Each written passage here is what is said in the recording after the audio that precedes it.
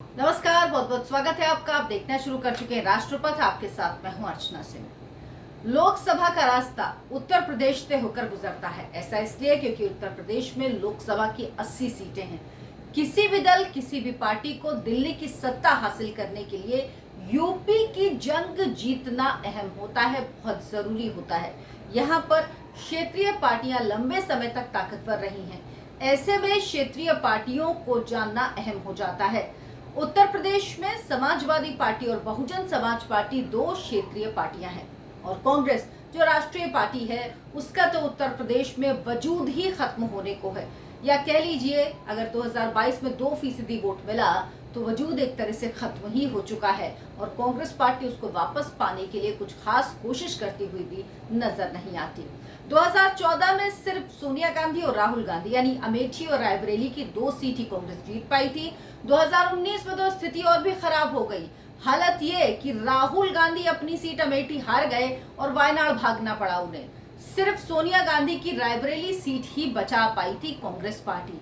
अब उत्तर प्रदेश की दोनों क्षेत्रीय पार्टियों की बात करते हैं, जिन्होंने यूपी में अपने दम पर 2007 में बीएसपी ने, मायावती ने अपनी सरकार बनाई, और 2012 में मुलायम सिंह यादव की अगुवाई में चुनाव लड़ा गया। समाजवादी पार्टी जीती और उसके बाद अखिलेश यादव मुख्यमंत्री बने 2014 में। लेकिन जब लोकसभा चुनाव हुए उस समय समाजवादी पार्टी को 5 सीटें मिली। वहीं जो बहुजन समाज पार्टी थी उसका हाल ये हुआ कि वो अपना खाता तक नहीं खोल पाई। फिर 2019 के लोकसभा चुनाव में बुआ और बबुआ की जोड़ी ने मिलकर चुनाव लड़ा। कहा गया ये ऐसा गठजोड़ है, ये ऐसा राजनीतिक एक्सपेरिमेंट है जो सारे सियासी समीकरण बदल देगा, क्योंकि अगर इन दोनों के वोट साथ आए तो उसके बाद इस गठबंधन का जीतना ही नहीं, बड़े मार्जिन से जीतना तय है। लेकिन हुआ बिल्कुल इसका उल्टा भी। हालांकि बीजेपी के मन में भी इस गठबंधन के होने से दुविधा थी, आशंका थी, लेकिन बीजेपी ने उसके बावजूद भी भारी जीत दर्ज की। अब जब ये दोनों साथ में लड़े तो उसके बाद क्या हुआ? अखिलेश यादव तो 2014 वाली स्थिति में ही रहे, यानी 5 सीट से आगे वो बढ़ नहीं पाए। मायावती को जरूर इस गठबंधन से फायदा हुआ, और मायावती जो 0 पे थी 2014 में, वो बीएसपी 10 सीटें जीत पाई, 10 सीट हासिल की उसने। दोनों ही पार्टियों की स्थिति बहुत खराब थी, इसीलिए समाजवादी पार्टी के अध्यक्ष अखिलेश यादव स्थिति को भांप गए। उन्हें पता है कि इस वक्त लोकसभा चुनाव में क्यों जो स्थिति है, जो वो आंक पा रहे हैं, वो बहुत खराब है। इसीलिए उन्होंने विपक्ष में शामिल होने का फैसला किया। विपक्षी एकता की बैठक में वो पटना में शामिल भी हुए। उधर मायावती ने खुद को इस बैठक से दूर रखा। हालांकि उन्हें पटना की बैठक में शामिल होने का न्योता भी नहीं दिया गया था। अब एक सर्वे आया है, ये सर्वे है टाइम्स नाउ नवभारत का। इस सर्वे में समाजवादी पार्टी और बीएसपी की स्थिति 2024 के लोकसभा चुनाव में क्या होने वाली है ये बताया गया है। और वेंटिलेटर पर पड़ी कांग्रेस पार्टी, उसके तो सर्वाइवल के कोई आसार ही नजर नहीं आ रहे हैं। इस सर्वे में बीजेपी को कितनी सीटें दी गई, लेकिन बीजेपी खुद कितनी सीटों का दावा कर रही है और क्यों कर रही, क्या आधार है उसका, ये सब कुछ आपको बताऊंगी। तो आप ये वीडियो आखिर तक जरूर देखिएगा। लेकिन आप मेरे चैनल को सब्सक्राइब जरूर कर लीजिए अगर आप देख रहे हैं। आगे बढ़ाइए, ज्यादा से ज्यादा लोगों तक पहुंचाइए, क्योंकि देखते बहुत लोग हैं लेकिन सब्सक्राइब नहीं करते हैं। अगर आप सब्सक्राइब करेंगे तो सिर्फ आपको इतना ही करना और कुछ नहीं करना है, और आपको कुछ करने की जरूरत है, सिर्फ सब्सक्राइब कर लीजिए, ताकि कम से कम चैनल आगे बढ़े। और नोटिफिकेशन वाली घंटी दबा देंगे तो जैसे ही कोई वीडियो डालूंगी तो उसकी जानकारी आप तक पहुंच जाएगी, अलर्ट आप तक पहुंच जाएगा। अब ये सर्वे क्या है? ये सर्वे बता रहा है कि बीजेपी अपनी पिछली बढ़त बनाए रखने में कामयाब होती दिख रही है। इस सर्वे में 68 से 72 सीटें बीजेपी को, जबकि बीजेपी 80 में से 80 का टारगेट लेकर चल रही। क्यों, ये आपको आगे बताऊंगी, ध्यान रखिएगा ये। लेकिन समाजवादी पार्टी को 4 से 8 सीटें, यानी जो पिछली बार की स्थिति थी उससे कुछ ज्यादा बहुत अलग नहीं होने वाला, और लगभग उसकी 14 और 19 वाली स्थिति ही रहने वाली है।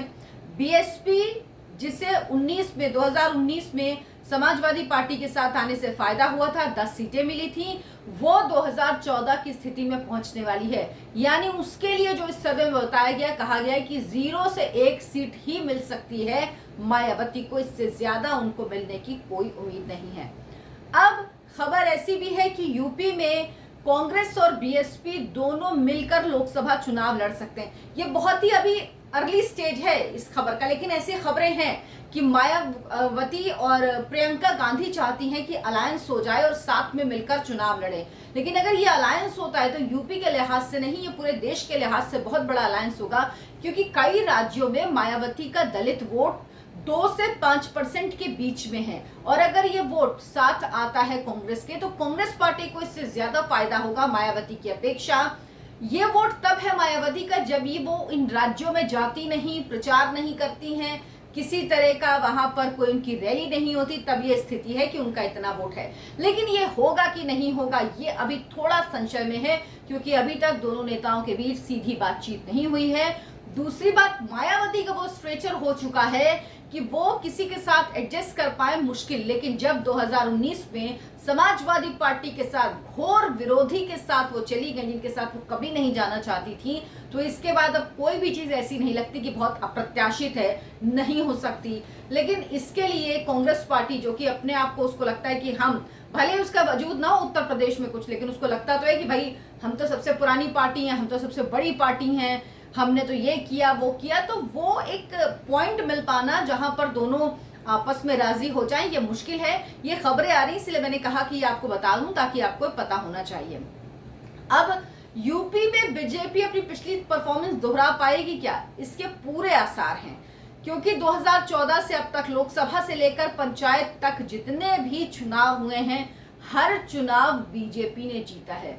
2014 का लोकसभा चुनाव, उसके बाद 2017 का पंचायत चुनाव, उसके बाद 2017 का विधानसभा चुनाव, फिर 2019 का लोकसभा चुनाव, फिर 2022 का विधानसभा चुनाव, और अभी 2023 में जो पंचायत चुनाव हुए उसमें भी बीजेपी को भारी जीत मिली थी। और इसका पूरा क्रेडिट तो नहीं, लेकिन हाँ 80% कम से कम विधानसभा चुनाव, पंचायत चुनावों का तो 100% क्रेडिट, और विधानसभा चुनाव में भी 70 से 75% का क्रेडिट योगी आदित्यनाथ को जाता है। लेकिन लोकसभा के चुनाव की जब बारी आती है तो उसमें अमित शाह की जो रणनीति होती है वो बहुत कामयाब होती है। 2 बड़ी चीजें हुई, उन खबरों पर आपका ध्यान गया कि नहीं आपको बताती हूँ। दारा सिंह, आपको याद होगा, दारा सिंह वो जो 2022 के विधानसभा चुनाव से ऐन पहले समाजवादी पार्टी में शामिल हो गए थे। आपको याद होगा 3 नाम थे, स्वामी प्रसाद मौर्य, दारा सिंह और धर्म सिंह सैनी। ये तीनों बीजेपी से समाजवादी पार्टी में चले गए थे, और स्वामी प्रसाद मौर्य की तो वो रैली भी आपको याद होगी जिसमें उन्होंने क्या क्या बढ़ चढ़ के बात कही थी। लेकिन वो बात स्थिति क्या हुई, स्वामी प्रसाद मौर्य और धर्म सिंह सैनी दोनों अपनी सीट तक नहीं बचा पाए, चुनाव हार गए। सिर्फ दारा सिंह ही थे जो अपना चुनाव जीत पाए, और अच्छे मार्जिन से उन्होंने अपना चुनाव जीता था। उन्होंने समाजवादी पार्टी से इस्तीफा दे दिया है, छोड़ दिया है, और अब वो बीजेपी में शामिल हो गए हैं। अमित शाह से उनकी मुलाकात हुई, उस मुलाकात की तस्वीरें भी आई, और ये तस्वीर साफ बता रही है कि वो बीजेपी में आ चुके हैं समाजवादी पार्टी को छोड़कर।